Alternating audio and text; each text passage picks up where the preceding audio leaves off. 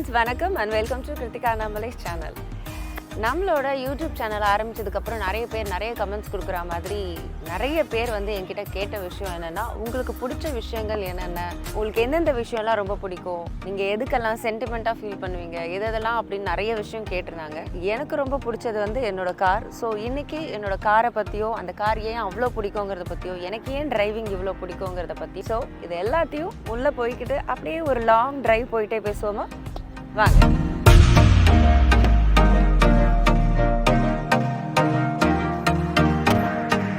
எப்போவும் கார் ஓட்டுறதுக்கு முன்னாடி சீட் பெல்ட் போட்டுக்கணும் அண்ட் டிராஃபிக் ரூல்ஸை ஃபாலோ பண்ணணும்.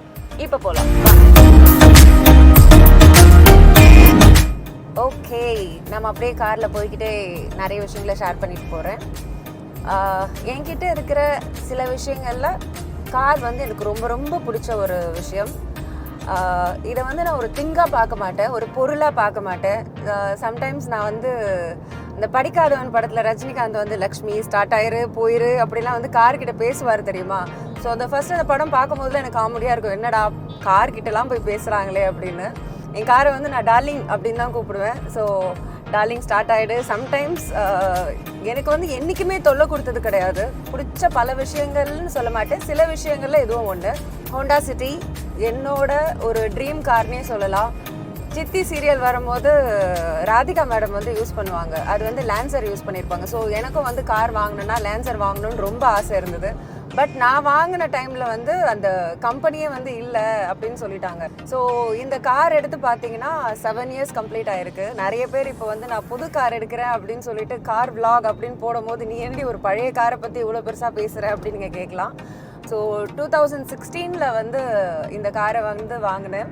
இதுக்கு முன்னாடி நிறைய கார் வச்சுருந்தாலும் அது வந்து அம்மாவோட உழைப்பாக இருந்திருக்கும், என் அண்ணனோட உழைப்பாக இருந்திருக்கும். பட் இந்த காரை பொறுத்த வரைக்கும் ஃபர்ஸ்ட் டவுன் பேமெண்ட் ஆகட்டும், அதுக்கப்புறம் இஎம்ஐ ஆகட்டும், எல்லாமே வந்து என்னோட சொந்த உழைப்பில் நான் வந்து வாங்கின ஒரு கார். என் பேரில் ஒரு இருக்கிற விஷயம். 2018 நினைக்கிறேன், சூப்பர் மாம் பண்ணிகிட்டு இருந்த ஒரு டைம். அந்த டைமில் வந்து ஷூட்டிங் முடிச்சுட்டு வீட்டுக்கு வரும்போது சேம் தாம்பரம் பைபாஸில் தான் வந்து வந்துட்டு இருந்தோம். நானும் என் அசிஸ்டண்ட்டும் வந்துட்டு இருந்தோம். அப்போ வந்து நல்ல மிட் நைட் ஒரு 2 மணி அந்த மாதிரி ஏதோ முடிஞ்சுது. ஒரு 2:30 மணி இருக்கும். நல்லா தான் ஓட்டிகிட்டு இருந்தேன். ஆப்போசிட்டில் ஒரு நாய் வந்து கிராஸ் ஆயிடுச்சு. செம்ம அடி. அந்த ஆக்சுவலி அது வந்து ஒன்றும் ஆகலை, அது எழுந்திருச்சு அசால்ட்டாக போயிருச்சு. கார் வந்து அப்படி ஒரு அடி, ஃப்ரண்ட் வந்து பேனட் எல்லாம் உள்ளே போயிருச்சு, ரொம்ப அடிபட்டுருச்சு. பட் காட்ஸ் கிரேஸ், எனக்கும் சரி என்னோட அசிஸ்டண்ட்டுக்கும் சரி ஒரு சின்ன கீறல் கூட விழலை. ஸோ அதுலேருந்தே வந்து என்னோட டார்லிங்கை வந்து எனக்கு ரொம்ப பிடிக்க ஆரம்பிச்சிருச்சு. ஸோ நான் எங்கே போனாலுமே அதுக்கப்புறம் ரெடி பண்ணுறதுக்கு கொஞ்சம் செலவாச்சு. பட் இன்சூரன்ஸ் அது இதுன்னு இருந்ததால் கொஞ்சம் மேனேஜ் பண்ணி அதுக்கப்புறம் ஒரு புது கார் மாதிரியே தான் இருக்கும். இப்போவும் வந்து இந்த ஏசி ஆகட்டும் எல்லாமே வந்து வெல் மெயின்டெனன்ஸ் பண்ணுறது தான். இந்த காரை கேரவன் மாதிரி யூஸ் பண்ணுவேன்னு சொன்னேன் இல்லையா? ஸோ எல்லாமே இருக்கும். வெட் டிஷ்யூ, இப்போ மேக்கப் போட்டிருக்கேன், ஷூட்டிங் முடிச்சுட்டு வந்தேன்னா ஸோ இமீடியட்டாக வந்து மேக்கப் ரிமூவ் பண்ணோன்னா அதுக்குன்னு தனியாக ஒரு பவுச் இருக்குது. ஸோ அதில் வந்து மேக்கப் ரிமூவர்லேருந்து எல்லாமே, இன்கேஸ் நம்ம ஷூட்டிங் போகிறோம், எமர்ஜென்சி சானிட்டரி பேட்ச் வேணுமா அது இருக்குது. ஸோ என் ஃப்ரெண்ட்ஸ் எல்லாருமே வந்து எனக்கு இருக்க மாதிரி அவங்களும் வந்து கேட்பாங்க, இது வேணும் இருக்கா, ஓ கார் இருக்குல்ல அப்போ இருக்கும் அப்படின்வாங்க. ஸோ எல்லாமே இருக்கும். வெயில் காலமாக பின்னாடி கூட இருக்கும். எங்கேயாவது சடனாக நான் வந்து ஃப்ரெண்ட்ஸோட ஒரு ஸ்டே அப்படின்னு போயிட்டேன்னா ட்ரெஸ் இருக்காதுன்னு நினச்சிங்களா, கார் இருந்தால் இருக்கும். ஏன்னா ஒரு ஸ்லிப்பர் வச்சுருப்பேன், ஒரு நைட் ட்ரெஸ் வச்சுருப்பேன், ஒரு குர்த்தி, ஒரு லெகிங்ஸ் இருக்கும். ஸோ எல்லாமே டிக்கில் வந்து எப்போவுமே இருக்கும். எனக்கு டிரைவிங் வந்து ரொம்ப ரொம்ப பிடிக்கும். கரெக்டாக என்னோட 14 yearsல வந்து நான் டிரைவிங் கற்றுக்கிட்டேன். சுபா டிரைவிங் ஸ்கூல் அப்படின்னு ஒரு டிரைவிங் ஸ்கூலில் தான் போய் கற்றுக்கிட்டேன்.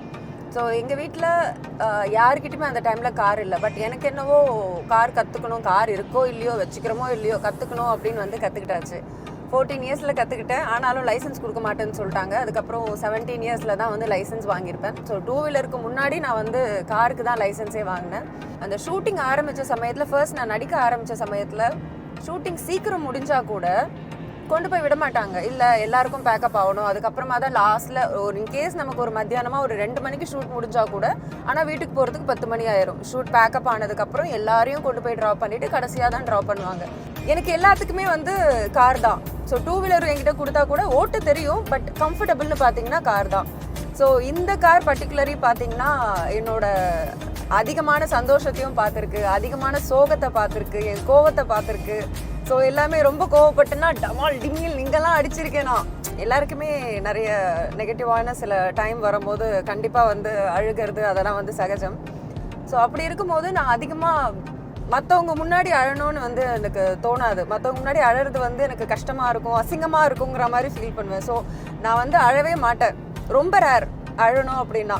ஸோ என்னோட அழுகையை பார்த்துருக்கு அப்படின்னா என்னோட கார் என்னோட பெட்ரூம். ஸோ 4 பக்கமும் க்ளோஸ் பண்ணிடுவேன். ஸோ இன்ஃபேக்ட் இந்த ஃப்ரண்ட்லேயும் வந்து சம்டைம்ஸ் வெயிலுக்காக இது போட்டது தான். பட் அதையும் என்ன பண்ணுவேன், ஃபுல்லாக க்ளோஸ் பண்ணிவிட்டு அழுக வந்துச்சுன்னா பயங்கரமாக இமோஷ்னலாக அழுகிறது எல்லாமே வந்து இங்கே தான்.